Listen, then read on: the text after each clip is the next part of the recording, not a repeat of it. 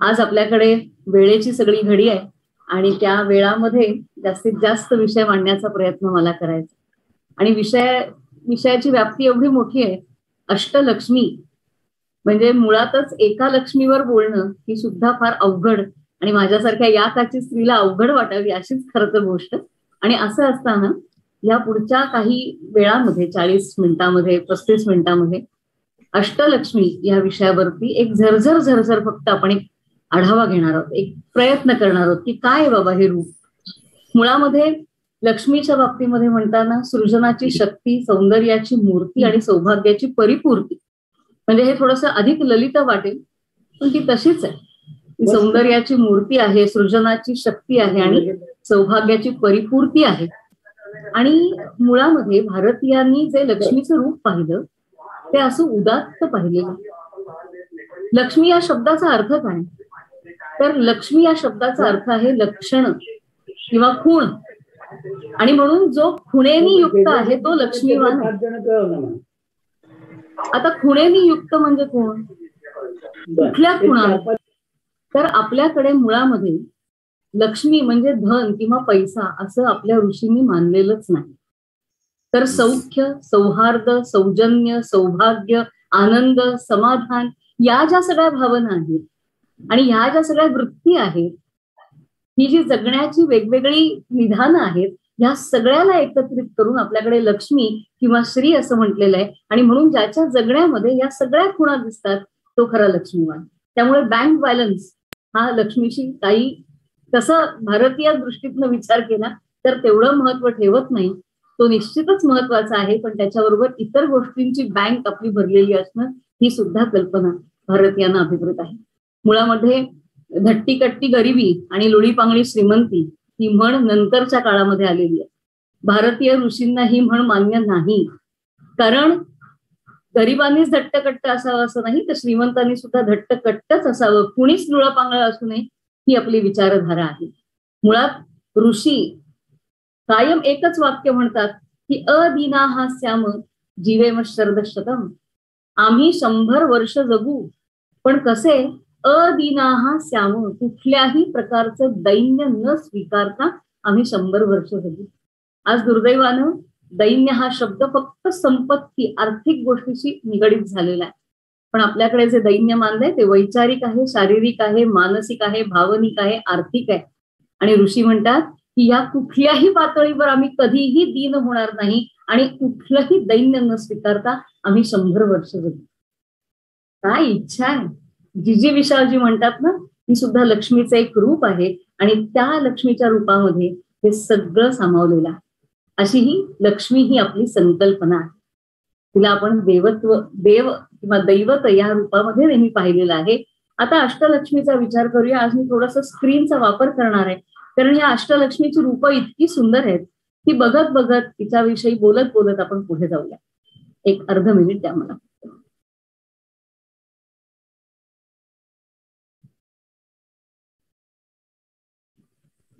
दिसतोय आपल्याला स्क्रीन? हो हो व्यवस्थित. त्यामुळे ही अष्टलक्ष्मी. आता ह्यातली पहिली लक्ष्मी कुठली आहे?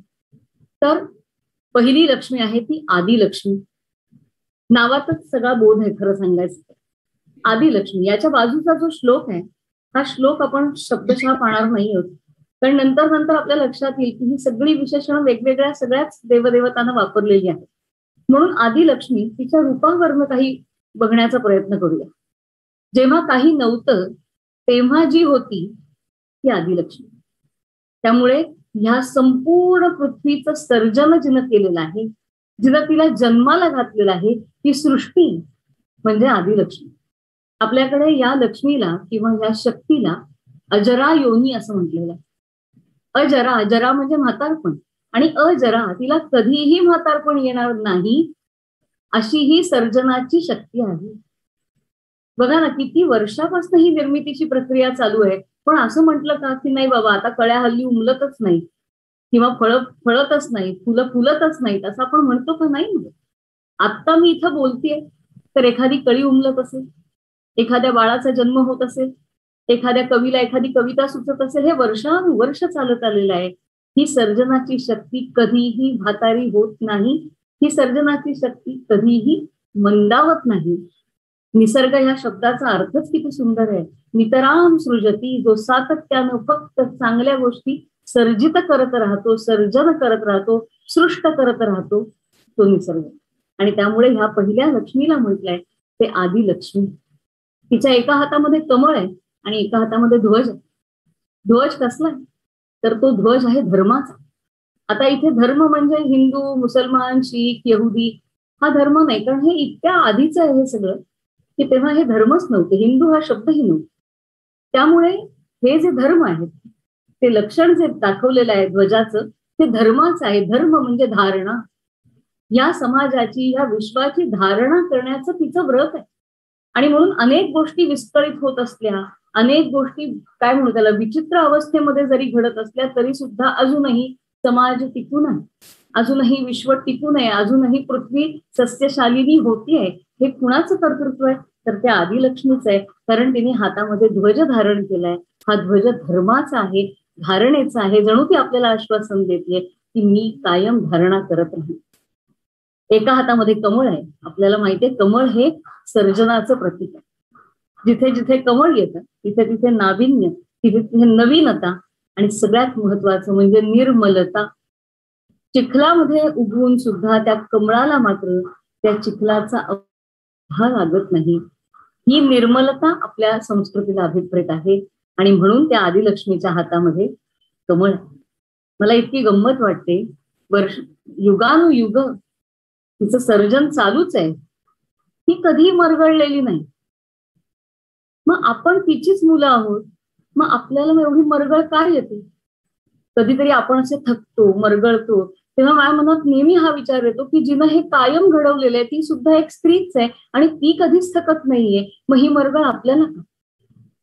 आपण एखाद्याच्या घरी गेलो आणि आपलाच विषय चालू असेल तर लोक कसं म्हणतात पटकन की चल तुला 100 वर्ष आयुष्य.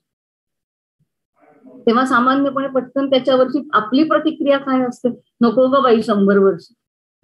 म्हणजे एकीकडे अदिना हा श्याम जीवे मग शरद शतम म्हणायचं, एकीकडे आदिलक्ष्मीचं उदाहरण समोर ठेवायचं. ती मरगळही नको, ते दैन्यही नको, तिच्याकडे जशी सर्जनाची क्षमता अबाधित आहे. हे आदिलक्ष्मी तू आमच्याही बाबतीमध्ये त्या सर्जनाची प्रक्रिया अबाधित ठेव. आमच्याकडून जे जे म्हणून चांगलं निर्माण होईल ते तुझ्या आशीर्वादानं जन्माला येवो अशी प्रार्थना आपण करूया. ही आदिलक्ष्मी आजच्या काळाला गरज आहे ती चांगल्या विचारांची. न थांबता सातत्यानं चांगला विचार देणं, करणं, समाजाला त्या पद्धतीनं देणं ज्यांना शक्य आहे ते त्यांनी आदिलक्ष्मी कडनं हेच आपल्याला घ्यायचंय आणि तिला हीच प्रार्थना करूया आणि पुढे जाऊया. पुढची आहे ती धनलक्ष्मी. ही लक्ष्मी आपल्याला परिचित आहे, कारण लक्ष्मी बरोबर धन असा समानार्थी शब्द कुठेतरी या युगामध्ये आपल्या मनात ठसलाय. पण मी मगाशी म्हटलं तसं की लक्ष्मी म्हणजे फक्त धन नाही, त्यातली ही एक आहे ती आहे धनलक्ष्मी. काय सुंदर रूप आहे तिचं. हिरण्यवर्णाम हरिणीम सुवर्ण रजतस्रजाम. हिरण्यवर्णाम तिच्या अवतीभोवती धनराशी आहेत. तिच्या अवतीभोवती जे कुंभ आहेत ते कुंभ धनाची बरसात करतायत, सुवर्ण मुद्रांची बरसात करतायत. तिच्या समोरचे भरलेले जे कुंभ आहेत ते सुद्धा सुवर्ण मुद्रांनी भरलेले आहेत. त्या सुवर्ण मुद्रांची आभा, त्या सुवर्ण मुद्रांची प्रभा तिच्या सर्वांगावर पसरलेली आहे आणि म्हणून तिचा रंगच मुळी हिरण्यवर्ण झालेला आहे, तिचा रंगच मुळी सोनेरी झालेला. हिरण्यवर्णाम हरिणी सुवर्ण रजतस्रजाम. चांदी, सोनं म्हणजे जे जे म्हणून मौल्यवान आहे खऱ्या अर्थानं मौल्यवान ते सगळं या लक्ष्मीची देण. पण तिला विशेषण वापरताना 2 महत्वाची विशेषण आपल्या ऋषींनी वापरली. एक आहे हरिणी आणि दुसरं आहे अनपगामिनी. श्रीसुक्ताचा पाठ करणाऱ्या मंडळींना ह्याची माहिती आहे. अनपगामिनी आणि हरिणी. आता हरिणी का वापरलं हेच विशेषण? दुसरं विशेषण त्या वृत्तामध्ये बसणारं नाही का सापडलं ऋषींनी? हरिणी याचं कारण असं की ती हरिणीप्रमाणे चंचल आहे. ती कधीही आपल्या हातात टिकत नाही. म्हणून कारण तिला एका ठिकाणी बंदिस्त राहण्याची सवय नाही, तिला आवडत नाही आणि म्हणून ती चंचल आहे, म्हणून तिला हरिणीम असं म्हणतात. एक गंमत म्हणून फक्त एक सांगते की संस्कृत सुभाषित काय वेगवेगळा विचार करतात. एका सुभाषितकाराने असं सांगितलं की ही जी लक्ष्मी आहे ही नेहमी कंजूस माणसाकडे जास्त का बरं दिसते. आपण साधं सांगू की तो खर्चच करत नाही म्हणून त्याच्याकडे जास्त दिसते. सुभाषितकार म्हणतो नाही तसं नाही, थोडा वेगळा विचार करा म्हणाले. हिचं लग्न शूर माणसाशी ठरवायचा प्रयत्न केला तर हिने नकार दिला. का नकार दिला? ती म्हणाली शूरम त्यजामी वैधव्यात, मला भीती वाटते हा लढाईला गेला आणि ह्याचं काही बरं वाईट झालं तर नको रे बाबा, मी नाही याच्याशी लग्न करायची. म्हणून शूर माणसाकडे लक्ष्मी नाही. शूरम त्यजामी वैधव्यात उदारम लज्जया पुन्हा, उदार माणसाकडे दानशूर माणसाशी तिचं लग्न ठरवायचा प्रयत्न केला, त्यालाही हिने नकार दिला. का नकार दिला? ती म्हणाली अहो तो मला थोडीच तिच्याकडे ठेवणारे स्वतःकडे, जरा कोणी गरजू दिसला तर मला ताबडतोब देऊन टाकेल आणि मग सारख मला कुणाला कधी दुसऱ्याला तो देऊन टाकत राहील, मला बाई लाज वाटते आणि म्हणून मी काही ह्या उदार माणसाशी लग्न करणार नाही. म्हणून जे दानशूर असतात त्यांच्याकडे लक्ष्मी फार काळ टिकत नाही. चारुदत्ताचं उदाहरण आपल्याला माहिती. त्यामुळे शूरम त्यजामी वैधव्यात उदाहरण लज्जया पुन्हा सापत्न्यात पंडितमपी, हिनं पंडिताला सुद्धा नकार दिला. का नकार दिला? ती म्हणाली मला नाही चौथीच्या बरोबर राहता येणार. का? कारण पंडिताच्या बरोबर शारदा आहे ना, सरस्वती आहे. मग ती म्हणाली मी कसं तिच्या अर्ध्या संसारात जाऊ, मला नाही जमणार. म्हणून लक्ष्मी पंडिताकडे सुद्धा दिसत नाही आणि मग तिने कोणाचा आश्रय केला? तस्मात कृपणमाश्रये. आणि म्हणून लक्ष्मी सांगते हा कृपण असा आहे की तो मला इतका घट्ट धरून ठेवतो की मला तो सोडतच नाही, म्हणून मी कृपणापाशी असते. एक देवता आहे तरी सुद्धा आपली संस्कृती किती उदार आहे की त्या देवतेच्या बाबतीत अशा पद्धतीची अत्यंत सौम्य प्रकारची पण तरीही पटणारी अशी विनोद निर्मिती करायला आमची संस्कृती कवी मंडळींना पूर्ण मुभा देते. आणि अत्यंत काय म्हणून पटणार असं सुभाषित आहे, वेगळ्या पद्धतीनं फक्त ह्या सुभाषितकारांनी मांडलेलं आहे. त्यामुळे कंजुषाकडे लक्ष्मी असते किंवा दुसरा विष्णूकडे लक्ष्मी असते. का? आपल्याला ती स्वयंवराची कथा माहिती आहे लक्ष्मीची, की लक्ष्मी हातामध्ये वरमाला घेऊन निघालेली आहे. ही धनलक्ष्मी वरमाला घेऊन निघालेली आहे आणि बघते कोण आहे कोण आहे. तिने एक ठरवलं की ज्याला माझी इच्छा आहे त्याची मला इच्छा नाही. म्हणजे ज्याला असं वाटतंय की मी त्याच्या जवळ असावं त्याच्याशी मी कधीच विवाहबद्ध होणार नाही, हे तिने ठरवलं. ती नजर टाकत चालली आहे. ऋषी आहेत, मुनी आहेत, नर आहेत, सुर आहेत, सगळे आहेत. लक्ष्मी कुणाला नको, सगळे आहेत. ती अंदाज घेते, विचार करते आणि तिच्या लक्षात आलंय की अरे ह्याच्यामध्ये एक नाही, तो कोण आहे. आणि म्हणून तो कोण आहे हे शोधत शोधत लक्ष्मी गेले, कारण लक्ष्मीला माहितीये कोण आलेलं नाहीये. आणि तो म्हणजे क्षीरसागरामध्ये शांत चित्तानं शेषावरती पहुडलेला विष्णू.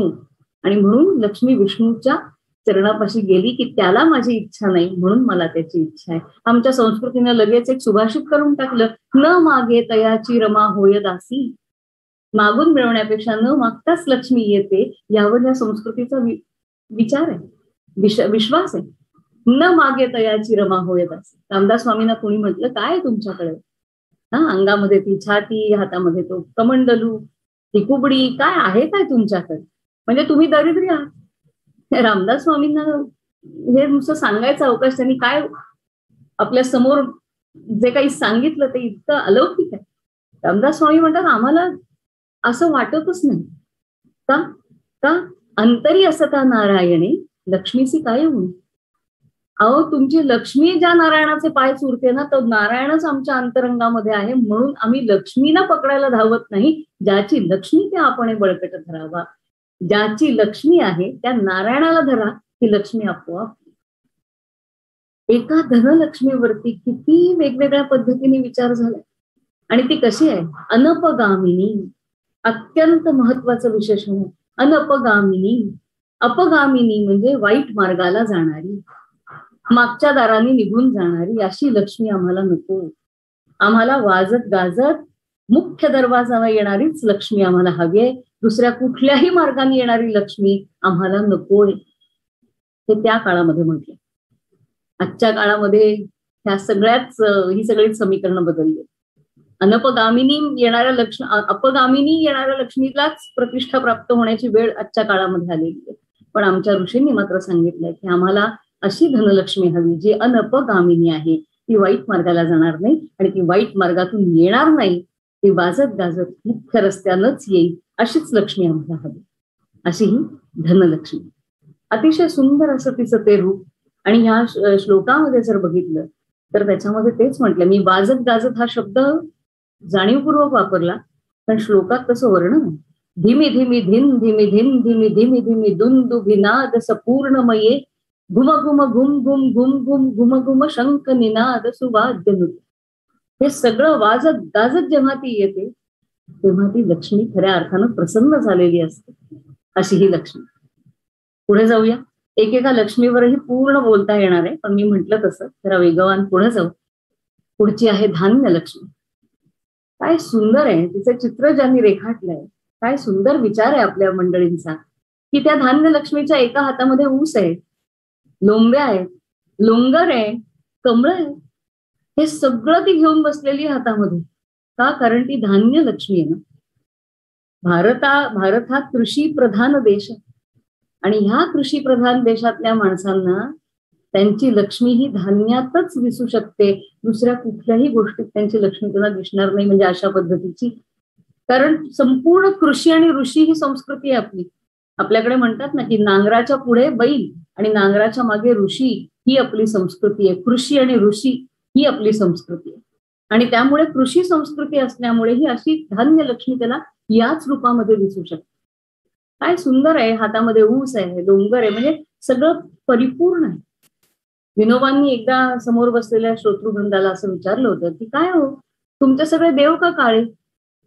आणि स्वतः उत्तर दिलं होतं की भारत हा कृषी प्रधान देश आहे, इथला जो शेतकरी उन्हातानात राबतो तो काळाच असतो, तो ज्या मातीची मशागत करतो ती माती सुद्धा काळी असते आणि तो ज्या आशेनं मेघाकडे पाहतो तो मेघ सुद्धा काळा असतो. ज्याचं सगळं जीवनच काळ्या रंगावर आधारलेलं आहे, त्याला वेगळा देव दिसेल कसा? अगदी हेच आहे. म्हणून ह्या धान्याला लक्ष्मीच्या रूपात आपल्याकडे मांडलेलं आहे.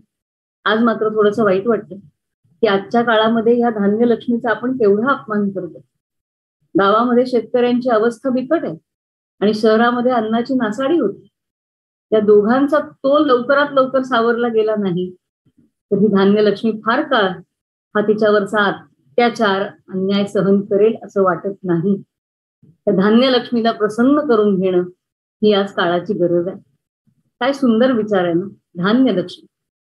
ही धान्य लक्ष्मी मला सगळ्यात गंमत वाटते की तिच्या एका प्रत्येक लक्ष्मीचा एक हात आहे तो देणार आहे. कारण बघा ना, धान्य लक्ष्मीचा विचार केला तर बी जेव्हा शेतकरी पेरत जातो, टाकत जातो जमिनीमध्ये, तेव्हा काही बिया आडव्या पण पडतात, पण आडव्या पडलेल्या बीला सुद्धा उभं करून पिकामध्ये रूपांतरित करण्याची ताकद ह्या लक्ष्मीमध्ये. आडव्याला उभं करण्याची ताकद ही सगळ्यात महत्वाची ताकद आहे आणि ती ह्या लक्ष्मीकडे. एवढंच नाही, शेतकरी एक दाणा टाकतो, ती एकाचे 100 करून देते आणि त्यावर कुठलंही व्याज ती आकारत नाही, फक्त सांगते त्या कष्टाचं पाणी तेवढं शिंपड. त्या कष्टाच्या पाण्याला जो सुवास असतो तो धान्य लक्ष्मीचा वास आहे. काय वेगवेगळ्या कल्पना आपल्याकडे केलेल्या असो, तर ही धान्य लक्ष्मी एकाचे 100 करून देणारी आणि आडव्याला सुद्धा उभं करणारी ही धान्य लक्ष्मी. पुढची आहे गजलक्ष्मी. ही तस्वीर आपल्यापैकी बऱ्याच जणांच्या घरात असतेच. तिच्या दोन्ही बाजूला 2 हत्ती आहेत आणि त्या कुंभातनं तिच्यावरती अभिषेक चाललेला आहे आणि तिचं कायम लाल वस्त्रामध्येच ती दिसते. मला कधी कधी प्रश्न पडतो की हे ठरवलं कोणी, कुठल्या रंगाची साडी ती नेसेल? तर ऋषींनी जेव्हा ध्यानामध्ये असताना काही चित्र पाहिली तेव्हा त्यांना जे दिसलं त्याचं हे वर्णन आहे. आणि हे असं असू शकतं का, असे प्रश्न हल्ली खूप विचारले जातात. तर त्याला एक उदाहरण द्यायचं तर माधान हे जे गाव आहे अमरावतीच्या जवळचं, तिथे राहणारे गुलाबराव महाराज. आज जी ज्ञानेश्वरांची प्रतिमा आपल्याला दिसते ना, तिथे बसले आहेत, मान ह्या बाजूला आहे, डोक्यावरती ते मंदिरासारखं आहे, गळ्यामध्ये पुष्पमाळा घातलेल्या आहेत. ही जी ज्ञानेश्वरांची प्रतिमा दिसते ती गुलाबराव महाराजांना दिसलेली आहे आणि गुलाबराव महाराजांनी, ते स्वतः अंध होते, एका चित्रकाराकडनं ती करून घेतलेली आहे आणि त्याच्यानंतर तेच ज्ञानेश्वर सर्वत्र गेलेले आहेत. अत्यंत बुद्धिमान, अत्यंत आत्मिक उन्नतीच्या पातळीवर असलेल्या माणसांना जेव्हा ध्यानामध्ये ही रूपं दिसली त्याचं वर्णन त्यांनी करून ठेवलंय. आणि म्हणून ही जेव्हा दिसली लक्ष्मी त्यावेळेला ती लाल रंगाच्या वस्त्रामध्ये दिसली. तिच्या बाजूला 2 हत्ती आहेत आणि तिच्या येताना म्हणजे तिचं येणं हे हत्तींच्या बरोबर असलं पाहिजे असं म्हणते. कारण हत्ती हेच मुळात वैभवाचं प्रतीक आहे. हत्ती हे सत्तेचं प्रतीक आहे. हत्ती हा नेता कसा असावा याचं उत्कृष्ट उदाहरण हत्ती आहे. आता मी त्याच्यावर फार बोलत नाही, पण त्याच्या नुसता शिर म्हणजे त्याचं आनन जरी बघितलं, म्हणून गजानन गणपती आहे, तो नेता आहे. नुसता चेहरा जरी हत्तीचा विचारात घेतला वेगवेगळ्या पद्धतीने तरी सुद्धा तो नेता कसा हे आपण सांगू शकतो. त्यामुळे ही जी लक्ष्मी आहे ही गजलक्ष्मी ही वैभवाचं प्रतीक आहे, ती सत्तेचं प्रतीक आहे, ती प्रतिष्ठेचं प्रतीक आहे. कोणाचा तरी आवाज येतो, सत्तेचं प्रतीक आहे. आणि मुख्य म्हणजे मी मगाशी म्हटलं तसं की तिचं येणं हे हत्तीच्या चित्कारांबरोबर असावं असं म्हटलं. आणि म्हणून आपल्याकडे श्री सुक्तामध्ये एक शब्द येतो, हस्तिनाद प्रबोधिनी. हत्तींचे चित्कार चालू आहेत. मगाशी बघितलं वाजत गाजत रथातनं येते अशी ही गजलक्ष्मी. सामर्थ्याचं प्रतीक, सत्तेचं प्रतीक. जाता जाता एक संदर्भ फक्त देते. ही सावरकरांची लक्ष्मीपूजन नावाची कविता आहे.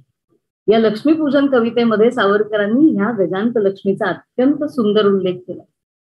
सावरकर म्हणतात की अहो नुसती घरातली लक्ष्मी पूजून आता उपयोग नाही, तर स्वदेश लक्ष्मी जरी पूजुनी जरी मंगल वेळ, स्वदेश लक्ष्मींचं पूजन करून जरी साधुनी मंगल वेळ, गजांत लक्ष्मी हिंदू हिंदूच्या दारी डोलेल, गजांत लक्ष्मी हिंदू हिंदूच्या दारी डोलेल. की आज फक्त घरातल्या देव्हाऱ्यासमोरच्या लक्ष्मीची उपासना करून काम भागणार नाहीये, तर स्वदेशाची लक्ष्मी जी आहे, स्वदेशी, त्या काळामध्ये 1930 सालची ती कविता आहे. पण त्यांनी सांगितलंय जेव्हा भारतातल्या वस्तू आपण इथे भारतामध्येच त्याची विक्री होईल आणि स्वदेशी जेव्हा आपण सर्वार्थानं आत्मसात करू, त्यावेळेला गजांत लक्ष्मी आपल्या प्रत्येकाच्या दाराशी डोलत असेल. गजांत लक्ष्मी हिंदू हिंदूच्या दारी डोलेल असं सावरकरांनी म्हटलंय. अशी ही गजांत लक्ष्मी. मी मगाशी म्हटलं तसं हे फक्त लक्ष्मीचं प्रतीक नाही, हे सत्तेचं प्रतीक आहे. आणि म्हणून सावरकरांनी त्यांच्या कवितेमध्ये या लक्ष्मीला स्थान दिलेलं. दुसरा याच मीटरमध्ये बसणारा शब्द सावरकर वापरू शकले असते, पण जेव्हा तुमच्या घरासमोर गजांत लक्ष्मी डोलेल याचाच अर्थ तुमची सत्ता प्रस्थापित होईल. ब्रिटिशांची सत्ता आपण उखडून टाकूया आणि आत्मनिर्भर होऊया, 1930च्या कवितेमध्ये सावरकर सांगतात. आणि तिथे गजांत लक्ष्मीचा संदर्भ देतात. काय गोड आहे हे रूप, संतान लक्ष्मी. आणि त्या संतान लक्ष्मीच्या मांडीवरती इतकं छान मूल आहे. म्हणजे हे दिसणं सुद्धा किती कल्पकता आहे. आपल्या संस्कृतीतली कल्पकता असा जर कोणी विषय मांडला तर ही फक्त रूप या विषयावर बोलता येईल. किती देवी बसली आहे तिच्या मांडीवर, अत्यंत सुंदर गोड प्रसन्न असं रूप आहे. तिच्या हातामध्ये, मागच्या 2 हातामध्ये 2 कलश आहेत, तलवार आणि ढाल आहे. एका हातामध्ये अभय आहे आणि दुसरा हात त्या मुलाला सांभाळतो. ही संतान लक्ष्मी. संतान आधी त्या शब्दाकडे येण्यापूर्वी पूर्वीच्या काळी आपल्याकडे अष्टपुत्रा सौभाग्यवती भव असा आशीर्वाद दिला जायचा. आपण आजच्या काळामध्ये म्हणतो काय केवढी मुलं, पण हा आशीर्वाद कुठल्या काळामध्ये, जेव्हा सातत्यानं युद्ध होत होती, सातत्यानं आक्रमण होत होती, अशा वेळेला उत्तम मुलं असणं हे धनच होतं, ही लक्ष्मीच होती. आणि म्हणून तुला अष्टपुत्र व्हावेत. आता इथे सुद्धा म्हणून मुलगा महत्वाचा मानलाय, पण आज आपण काय झालंय ते वाक्य पुढपर्यंत आणलंय. तो काळ बदललेला आहे, त्याच्या मागची विचारधारा बदललेली आहे, त्याची कारणं बदललेली आहेत, पण आपण ते वाक्य मात्र पुढपर्यंत घेऊन आलोय. आणि आमच्या भारतीय संस्कृतीमध्ये मुलाचाच हट्ट होता वगैरे अशा पद्धतीची विधानं आपण करतो. त्याच्या मागचं कारण हे आहे की सातत्यानं जेव्हा युद्ध होतात ना, त्यावेळेला बाकी धनापेक्षा माणसाचं मनुष्यधन फार महत्वाचं आहे. आणि त्याच्यामध्ये सुद्धा माझ्या कुळाचं, माझ्या समाजाचं, माझ्या गोताचं, माझ्या राष्ट्राचं रक्षण करेल अशी मुलं जन्माला येणं गरजेचं आहे. म्हणून ही संतान लक्ष्मीची प्रतिष्ठापना आपल्याकडे झालेली. संतान लक्ष्मी या शब्दातच किती छान आहे. संतान, तन हा धातू आहे संस्कृतातला. तन, तन म्हणजे ताणणे. पण फक्त ताणणे नाही, तर तन म्हणजे वाढणे, वाढवणे. आणि तो पहिला जो सम आहे तो सम्यकतेतला आहे. माझ्या कुळाचा धागा जो अत्यंत सम्यक रीतीने पुढे ताणत ताणत वाढवत वाढवत नेतो ते माझं संतान, असा त्याचा अर्थ आहे. म्हणून ही संतान लक्ष्मी. आणि ह्या संतान लक्ष्मीच्या हातात 2 कलश आहेत. या आईने काय करायचंय तर मंगलमय विचारांचंच पाणी आपल्या संतानावरती कायम त्यांनीच त्याचं सिंचन करायचंय, सातत्यानं संस्कार करायचे, आणि ते संस्कार कलशाच्या पाण्या एवढे मंगलमयच असले पाहिजे. पण ते करत असताना त्याला भाबडं बनवून ठेवायचं नाहीये, त्याला घाबरट भित्र बनवून ठेवायचं नाहीये. संस्कार उत्तम द्यायचे, पण त्याचबरोबर त्याला रक्षण करता येईल स्वतःचं आणि इतरांचं एवढी शक्ती सुद्धा द्यायची. म्हणून एका हातामध्ये तलवार आहे आणि दुसऱ्या हातामध्ये ढाल आहे. एका हाताने त्या बाळाला सांभाळलंय, म्हणजे हे सगळं करून त्या आईने त्या आपल्या मुलाला सांभाळायचंय. आणि शिवाय अभय दिलेलं आहे की तुझ्या हातामध्ये जरी ढाल तलवार मी दिलेली असली तरी सुद्धा विनाकारण कुणावरही शस्त्र कधीही उगारू नकोस, हे सुद्धा आईनेच सांगायला हवं. विनोबांनी इतकं सुंदर सांगितलं. विनोबा म्हणतात की आपल्याकडे मुंजीच्या आधी मातृभोजन करण्याची प्रथा आहे. का ते 8 वर्षांनी मूल भेटणार आहे, मग तेव्हा तो मोठा झाला असेल, मग आईला वाटलं की याला भरवावं, तर तेव्हा ते कसं शोभून दिसेल. म्हणून लहानपणातच पुन्हा एकदा त्याला सगळ्यांच्या समोर भरवणं हा त्याच्या मागचा संस्कार आहे. मातृहस्तेन भोजनम. विनोबा लगेच पुढे म्हणतात की तेवढंच म्हणून थांबू नका. मातृमुखेन शिक्षणम. निदान मूल 3, 4, 5, 6 वर्षाचं होईपर्यंत आईनी शिकवणं गरजेचं आहे. कारण आईचे आणि मुलाचे ठोके जुळलेले असतात. आणि या संपूर्ण जगात अशी आई नाही जी कितीही निरक्षर असली तरी सुद्धा आपल्या मुलाला उत्तम शिकवू शकतेच. अशी असतेच आई, म्हणजे अशी आई नाही की जी शिकवू शकत नाही असं म्हणायला हवं. त्यामुळे ती जात्या अंगभूत अशी ती क्षमता स्त्रीच्या अंगी आहे. त्याच्यासाठी BEd MAdच करायला हवं अशातला भाग नाही. आई आणि मुलगा समोरासमोर आले की ते आपसूक इकडून तिकडे दिलं जातच, आणि त्या आईनीच करायला हवं. हे सगळं ह्या संतान लक्ष्मीच्या रूपात आपल्याला दिसतं. इतका गोडवा आहे सगळ्यामध्ये. आणि मुख्य मला गंमत अशी वाटते की संतानाला सुद्धा धन मानलंय आपल्याकडे. कारण चांगल्या विचारांची मुलं हे कुळाचं आणि समाजाचं, पर्यायानं देशाचं आणि जगाचं सुद्धा धनच असतात.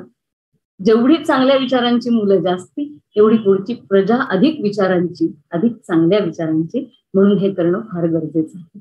अतिशय सुंदर असं तिचं रूप. अर्थात अष्टपुत्रा सौभाग्यवती भव म्हणणाऱ्याच संस्कृतीनं पुढे पुढे पुढे बदल केला. कारण परिष्करण करणं हे आपल्या संस्कृतीचं वैशिष्ट्य आहे. आणि मग दासबोधामध्ये रामदास स्वामी म्हणतात, लेकुरे उदंड झाली तो ते लक्ष्मी निघून गेली. त्यामुळे आताचा काळ बदललाय. त्यामुळे आता झेपतील तेवढीच लेकरं, हा तेव्हाचा भाग. आता पुढची जी आहे ती आहे वीरलक्ष्मी. या वीरलक्ष्मीचं वर्णन किंवा तिचं चित्रच किती सुंदर आहे. शंख, चक्र, गदा आणि धनुष्य अशी ह्या सगळ्यांनी युक्त अशी ती वीरलक्ष्मी.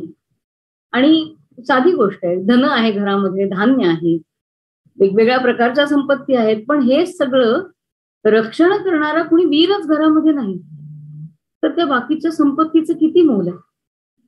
आणि म्हणूनच या सगळ्या लक्ष्मींच्या बरोबर आवश्यक आहे ती वीरलक्ष्मी. तिलाच काही ठिकाणी धैर्य लक्ष्मी असं सुद्धा म्हटलं गेलेलं आहे. ते धैर्य असणं, तो धीर असणं, ती वीरता अंगामध्ये असणं. धनाचे किंवा एकंदर प्राप्तीचे 2 प्रकार पडतात. एक आहे अप्राप्तस्यच प्रापणम, म्हणजे जे मिळालेलं नाही ते मिळवणं, हा एक भाग धनप्राप्तीमधला. अप्राप्तस्यच प्रापणम. आणि दुसरा आहे प्राप्तस्यच रक्षणम, जे मिळवलेलं आहे त्याचं रक्षण करणं, हा सुद्धा त्या प्राप्तीमधला दुसरा भाग आहे. आणि आपल्याकडे कल्पना अशी छान आहे की जे मिळालेलं नाही ते मिळवणं, अप्राप्तस्यच प्रापणम, याच्यासाठी योग हा शब्द वापरला. जोडलं जाणं, युज, जोडलं जाणं. जे मिळालं नाही त्याच्याशी माझा योग घडणं, म्हणून जे मिळालं नाही ते मिळवणं याला योग म्हटलंय. आणि जे मिळालेलं आहे त्याचं रक्षण करणं याला क्षेम म्हटलेलं आहे, म्हणून योगक्षेम. आणि 9व्या अध्यायामध्ये भगवंत जेव्हा सांगतायत की अर्जुना तू काळजीच करू नकोस, जो मला अनन्य भावानं शरण आलेला आहे, योगक्षेम वहाम्यहम्, त्याचा योगक्षेम चालवण्याची सगळी जबाबदारी मी स्वीकारलेली आहे. हा योगक्षेम कुठून आला तर जे मिळवलेलं नाही ते मिळवणं हा योग, आणि मिळवलेल्याचं रक्षण करणं हे क्षेम आहे. आणि म्हणून रक्षण करणं हा संपत्तीमधला अतिशय महत्वाचा भाग आहे. कुठल्याही लक्ष्मीमधला हा अतिशय महत्वाचा भाग आहे. म्हणजे दुसऱ्याच्या धनावर डल्ला न मारणं हे जितकं योग्य, तितकंच स्वतःच्या धनाचं अयोग्य लोकांपासून रक्षण करणं हे सुद्धा तितकंच महत्वाचं. आता इथे धन म्हणजे मी मगाशी म्हटलं तसं फक्त पैसा हा अर्थ आहे का? अजिबात नाही. जे जे म्हणून माझं आहे त्या प्रत्येकाचं मी रक्षण करायचं. थोडंसं मी म्हणण्यापेक्षा थोडासा एक कक्षा पुढे जाऊया. जे जे म्हणून आपलं आहे त्या सगळ्याचं आपण रक्षण करायचं. आणि मला वाटतं आज ती घडी आलेली. माझी संस्कृती असेल, माझी भाषा असेल, माझे विचार असतील, या संस्कृतीनं माझ्या मनामध्ये झिरकवलेली विचारधारा असेल, श्रद्धा असेल, जे काही माझं असेल त्या सगळ्याचं रक्षण करणं हे गरजेचं आहे. या संस्कृतीमध्ये निर्माण झालेलं ज्ञान असेल, त्या ज्ञानावर जर कोणी काही अयोग्य आणि विकृत करत असेल आणि समाजाला आणि इतर देशांना दाखवत असेल तर आज आपण उभं राहण्याची गरज आहे. मुळात ते काय आहे ते आधी आपण समजून घेण्याची गरज आहे. एक उदाहरण सांगते. टिळक जेव्हा मंडालेला होते तेव्हा त्यांनी जर्मन भाषा शिकायला सुरुवात केली. आणि ही जर्मन भाषा ते मॅक्स मुलर साहेबांच्या ऋग्वेदाच्या भाषांतरावरून शिकत होते. म्हणजे आजूबाजूला शब्दकोश होते, सगळं होतं. पण ऋग्वेदाचं भाषांतर जे मॅक्स मुलरांनी केलेलं आहे ते तपासत त्यांनी जर्मन भाषा शिकली आहे. 2 भाग, एक म्हणजे जर्मनही आत्मसात झाली आणि दुसरं म्हणजे या महाभागांनी, या महोदयांनी आमच्या ऋग्वेदाचं विकृत रूप तर जगासमोर आणलेलं नाहीये ना, चुकीचं करून तर आणलेलं नाहीये ना, ह्याच्याकडे सुद्धा त्यांनी लक्ष ठेवलं. म्हणजे या अर्थाने सुद्धा आज ही वीरता आपल्यामध्ये येणं गरजेचं आहे. जे माझं आहे, जे आपलं आहे त्याचं आपण योग्य पद्धतीनं रक्षण केलंच पाहिजे. वीर म्हटल्यानंतर आता ह्या लक्ष्मीच्या हातामध्ये आपल्याला शस्त्रास्त्र दिसत आहेत.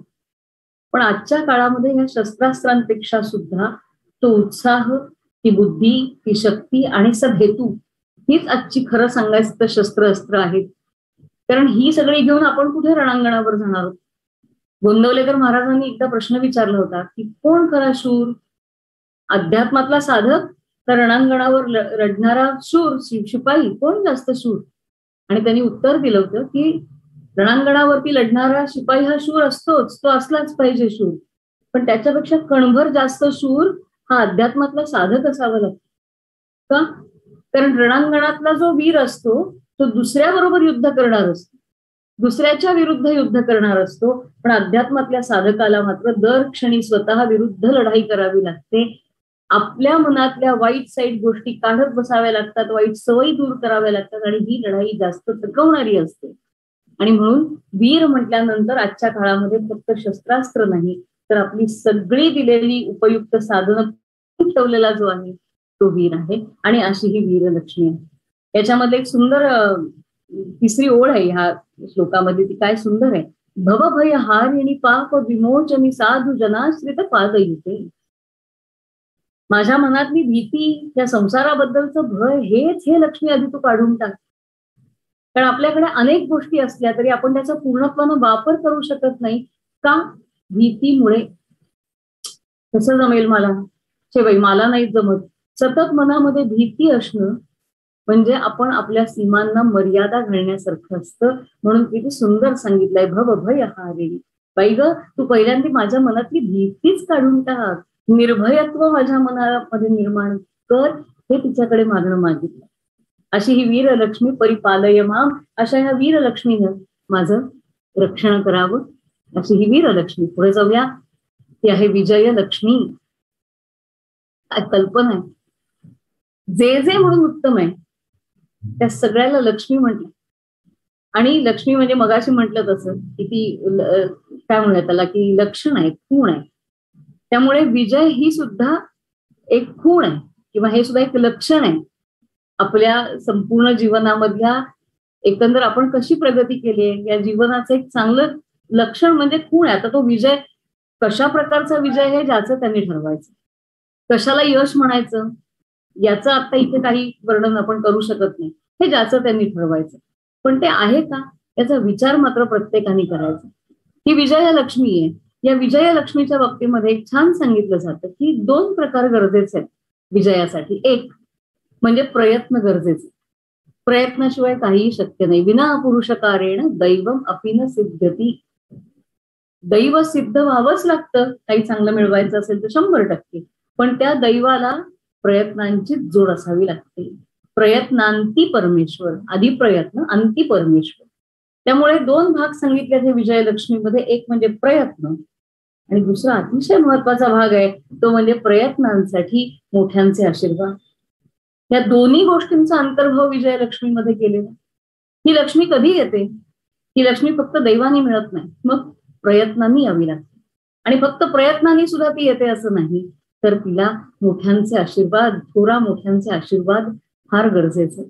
आपल्याकडे छांदोग्य उपनिषदामध्ये एक अतिशय चांगला मंत्र आहे. त्या मंत्रामध्ये असं म्हटलंय की एतद अनुज्ञा अक्षरम, अनुज्ञा एषा एव समृद्धी.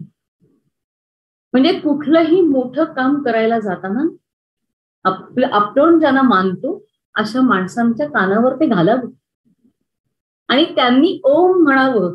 त्यांनी ओम म्हणणं ही अनुज्ञा आहे, त्यांनी दिलेली आपल्याला अनुमती आहे आणि ही अनुमती हेच यश आहे. काय सुंदर विचार मांडलाय की मोठ्यांना सांगावं, मोठ्यांनी त्याला ओम म्हणावं. आपण जे हो म्हणतो ना किंवा ओकार देणं म्हणतो ना, अगं साधी ओ सुद्धा दिली नाही म्हणतो ना, हा ओ जो आहे ना, हा ओ म्हणजे ओम आहे. आणि हा ओम म्हणजे ठीक आहे, माझं अनुमोदन आहे म्हणून आधी मोठ्यांना सांगावं, मोठ्यांनी ओम म्हणावं. त्यांनी आतून अंतरंगात जेव्हा मोठी माणसं ओम असं म्हणतात ते ओम म्हणणं हेच यश. म्हणून प्रयत्न आणि प्रयत्नांना मोठ्यांचे आशीर्वाद, या दोघांचं जेव्हा एकत्रीकरण होतं त्यावेळेला दैव आपोआप सिद्ध होतं, कारण तेव्हा विजयलक्ष्मी आपल्या बाजूनीच असते. अशी ही विजयलक्ष्मी. आणि पुढे जाऊया, शेवटची लक्ष्मी विद्यालक्ष्मी. काय रूप आहे तिचं! विद्यालक्ष्मी म्हटल्यानंतर जे रूप डोळ्यासमोर येईल तेच रूप आहे. अत्यंत शुभ्र धवल असं तिचे वस्त्र आहे आणि त्या तिच्या हातात बघा आता आयुध वगैरे काही नाही, किंवा कणीस नाही, आयुध नाही, कोणी नाहीये. मग काय आहे? फक्त 2 कमळ. ही 2 कमळ हेच तिचं खरं रूप आहे. ही 2 कमळ कसली आहे? एक आहे सृजनाचं प्रतीक, सर्जनाचं प्रतीक. ज्ञान घेतलं माणसाने की काहीतरी चांगलं निर्माण करायला पाहिजे. नुसतं घेऊन ठेवून उपयोगाचं नाही. वैयक्तिक जीवनामध्ये करा, सामाजिक जीवनामध्ये करा, राष्ट्रीय जीवनामध्ये करा, अनेक कक्षांवरती करता येऊ शकतं. पण घेतलंच ना तर ते परत देताही आलं पाहिजे. त्यामुळे सर्जनाचं प्रतीक आहे एका हातातलं कमळ आणि दुसऱ्या हातातलं कमळ आहे ते निर्मलतेचं प्रतीक आहे. ज्ञान घेतल्यानंतर माणसाचं मन कलुषित होता कामा नये. हे वाक्य पूर्णविरामात बंदिस्त करावं का प्रश्नचिन्हात बंदिस्त करावं असा आजचा काळ आहे. जेवढं ज्ञान अधिक तितका अहंकार अधिक, आणि जितका अहंकार अधिक तितके वाद अधिक. मग निर्मलता हळूहळू हरवून जाते. ज्ञानाच्या क्षेत्राला सुद्धा या अहंकाराने आणि वादांनी सोडलेलं नाही. हे अत्यंत दुर्दैवी परंतु सत्य असं चित्र आहे आजच्या काळात. आणि आपली विद्यालक्ष्मी आपल्याला काय सांगते की तिचं फक्त वस्त्र धवल नाही हो, हे तर असलंच पाहिजे, पण बाहेरचा रंग आत सुद्धा लागतो. आणि म्हणून बाहेरची जी धवलता आहे, ते जे निर्मलता आहे, ती जी स्वच्छता आहे, ती स्वच्छता माझ्या ज्ञानानं माझ्या अंतरंगामध्ये सुद्धा उतरली पाहिजे. मेघदूतामध्ये एक फार सुंदर संदर्भ आहे. मेघदूतामध्ये जेव्हा मेघ कुरुक्षेत्रावरनं पुढे जातो आणि सरस्वती नदीवरती येतो, तेव्हा यक्ष त्याला सांगतो, मेघा काही कर, वेळ गेला तरी चालेल, पण तू सरस्वती नदीचं पाणी मात्र नक्की पिह खाली उतरून. का? अरे तू जरी काळा असलास ना, रंगाने बाहेरच्या बाह्य रंगाने काळा असलास ना, तरी सरस्वतीचं पाणी प्यायलास की नाही की तुझा अंतरंग उजळून निघेल. कारण सरस्वतीचं पाणी प्यायल्यानंतर तिथे नदी म्हणून उल्लेख आहे, इथे देवी म्हणून उल्लेख आहे. तिचं अंतरंगात प्रवेश झाल्यानंतर ते अंतरंग स्वच्छच असायला हवं. आपल्याकडे संशोधन हा शब्द आपण आपल्या शैक्षणिक क्षेत्रामध्ये वापरतो. आजचा त्याचा आपला आपण घेतलेला अर्थ रिसर्च असा आहे, पण संशोधनाचा मूळ अर्थ काय? संशोधन धातू शब्दामध्ये जो धातू आहे त्याचा अर्थ आहे शुद्ध करणे. त्यामुळे मी जो अभ्यास करतेय तो अभ्यास आधीच जे ज्ञान आहे त्याच्यामध्ये काही बारीक सारीक अशुद्धी असतील तर त्या मी दूर करायच्या आहेत, हा संशोधनाचा एक अर्थ. आणि ते करत असताना माझं मन सुद्धा शुद्ध व्हायला पाहिजे, हा दुसरा अर्थ. मला वाटतं आजच्या या काळामध्ये विद्यापीठांमध्ये संशोधनाचा हा अर्थ सांगणं आज जास्त गरजेचं वाटतं. असो, त्याच्यावर जास्त भाष्य करत नाही. परंतु गुणीच गुणरागीच विरल सरलव जनहा असं म्हटलं जातं. स्वतः गुणी आणि दुसऱ्या गुणी लोकांवरती प्रेम ही माणसं फार विरळी असतात. आणि असा माणूस जर समाजामध्ये दिसला तर समजावं की त्याला विद्यालक्ष्मीचा आशीर्वाद आहे. त्यामुळे ही विद्यालक्ष्मी, काय गंमत आहे, आपल्याकडे मुळात काही ज्या कथा येतात त्या विद्या आणि लक्ष्मी या दोघींचं एकमेकांशी कसं काय पटेल असं चित्र निर्माण करणाऱ्या असतात. आपल्याकडे आहेत ना अशा कथा की जिथे सरस्वती असते तिथे लक्ष्मी राहत नाही, आणि जिथे लक्ष्मी असते तिथे सरस्वती राहत नाही. मगाच्या श्लोकामध्ये पण हा संदर्भ आलाच होता. पण या लक्ष्मीनं आपल्याला सांगून टाकलं की बाई ग, विद्या आणि लक्ष्मी अशा दोन गोष्टी नसतातच. विद्या असली की लक्ष्मी येतेच. विद्या हे त्या लक्ष्मीचंच एक रूप आहे. आणि कधी कधी तर ही विद्या, हे ज्ञान धनाला सुद्धा मागे टाकतं. कारण आपल्याकडे असं म्हटलंय की स्वदेशे पूज्यते राजा. अहो, एखाद्या नगरीचा राजा असतो तो फक्त त्या नगरीमध्ये पूजला जातो. स्वदेशे पूज्यते राजा, विद्वान सर्वत्र पूज्यते. परंतु जो ज्ञानी आहे त्याची मात्र सगळ्या जगामध्ये पूजा होते. सारं जग त्याची दखल घेतं. आपापल्या राजांची दखल ही त्या त्या भूमीमध्ये होते. अशी विद्या लक्ष्मीलाही काही अंश मागे टाकून पुढे जाणारी आहे. अर्थात असा भेदाभेद आपल्याकडे केलेलाच नाहीये मुळात. विद्या आणि लक्ष्मी या एकत्र जेव्हा जेव्हा नांदतील तेव्हा तेव्हा या भूमीचा उत्कर्षच होईल. आज फारकत झाली. जिथे विद्या आहे तिथे लक्ष्मी नाही.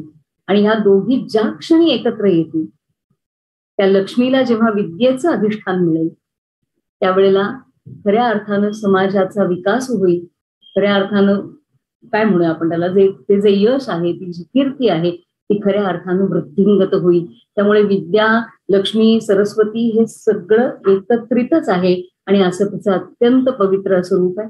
त्यातली प्रत्येक लक्ष्मी ही आशीर्वाद पण देते. दोन्ही मुद्रा आहेत प्रत्येक लक्ष्मीकडे. एक आहे अभय मुद्रा आणि एक आहे वरद मुद्रा. एक अभय देणारी आहे आणि एक वर देणारी आहे. कारण ती दा आहे, ती देणारी आहे, ती सतत काही ना काहीतरी देतच असते. आणि बाकी वेगवेगळ्या गोष्टी ती देतेच. पण प्रत्येक लक्ष्मीच्या रूपामध्ये वर देणारा हात आहे आणि अभय देणाराही हात आहे. आणि म्हणून ह्या सगळ्या लक्ष्मी ज्या आपल्या काय म्हणूया त्याला संस्कृतीने पाहिल्या, या अष्टलक्ष्मी ज्या आहेत ह्या खरं सांगायचं तर आपल्याच अंतरंगातली एक एक शक्ती आहे. ही शक्ती व्यक्तीला आणि पर्यायाने समष्टीला, व्यष्टीला आणि समष्टीला दोघांनाही उद्धारित करणार आहे, दोघांनाही उद्धृत करणार आहे, वर खेचणार आहे. म्हणजे साधी गोष्ट सांगते की धान्य लक्ष्मी चा विचार आपण वैयक्तिक पातळीवर करताना आपण विचार करू शकतो की बाबा मी किती अन्न वाया घालवते किंवा मी घालवते का नाही ना घालवते, हा प्रश्न दररोज आपण विचारणं म्हणजे कुठेतरी धान्य लक्ष्मीचा विचार करण्यासारखा आहे. हा वैयक्तिक पातळीवरचा विचार. आणि हाच विचार धान्य लक्ष्मीचा जेव्हा सामाजिक पातळीवर आपण करू तेव्हा आपल्या मनात हा विचार यायला हवा की बाबा प्रत्येक चोचीला दाणा मिळतोय ना, आणि जर तो मिळत नसेल तर त्याच्यामध्ये माझं काही अंश राहू शकतो का त्याच्यामध्ये, हा विचार. म्हणजे एकच विचार फक्त धान्य लक्ष्मीचा केला तरी सुद्धा एक वैयक्तिक पातळीवर आणि एक समष्टीगत पातळीवरती, म्हणजे हा संपूर्ण सगळा जो काही भाग आहे लक्ष्मींचा, हा सगळा वैचारिक आणि भावनिक आणि खऱ्या अर्थानं आपल्याला विकसित करणारा आहे. आणि शेवटचं आपण हे पाहिलंय मगाशी, ओम हिरण्यवर्णाम हरिणीम सुवर्ण रजतस्रजाम चंद्राम हिरणमयीम लक्ष्मीम जातवेदो आवह. जातवेद म्हणजे अग्नी. अग्नीला सांगितलंय यज्ञामध्ये की बाबा रे जा त्या लक्ष्मीला बोलवून आण. अग्नीला का सांगितलं? कारण अग्नीच्या शिखा ज्या असतात, अग्निशिखा त्या आकाशाला स्पर्श करू शकतात ना, आणि देव तिथे आहेत अशी आपली कल्पना होती. आणि म्हणून जा त्या अग्निशिखांनी त्या लक्ष्मीला बोलवून आण, तिला आवाहन करूया. ताम आवह जात वेदो लक्ष्मीम अनपगामिनी. त्या लक्ष्मीला बोलव जी वाईट मार्गाने जाणार नाही, जी कायम माझ्या घरामध्ये सुस्थिर राहील, अशा लक्ष्मीला बोलव असं वारंवार या सूक्तामध्ये सांगितलंय. अशा ह्या अष्टलक्ष्मी. मी म्हटलं तसं की थोडक्यात मांडण्याचा फक्त प्रयत्न केलाय. हा विषय इतका व्यापक आहे, पण आजच्या ह्या छोट्याशा कालावधीमध्ये, नवरात्रीच्या ह्या आजच्या पर्वामध्ये हा विचार फक्त मांडण्याचा एक छोटासा प्रयत्न केलाय असं म्हणते. आणि पुन्हा एकदा आपल्या सगळ्यांचे मनापासून आभार मानते आणि आपल्या सगळ्यांना नवरात्रीच्या शुभेच्छा देते आणि त्या देवीने सर्व प्रकारच्या शक्ती आपल्याला बहाल करून अशी तिच्या चरणी इच्छा व्यक्त करते आणि इथेच थांबते. धन्यवाद.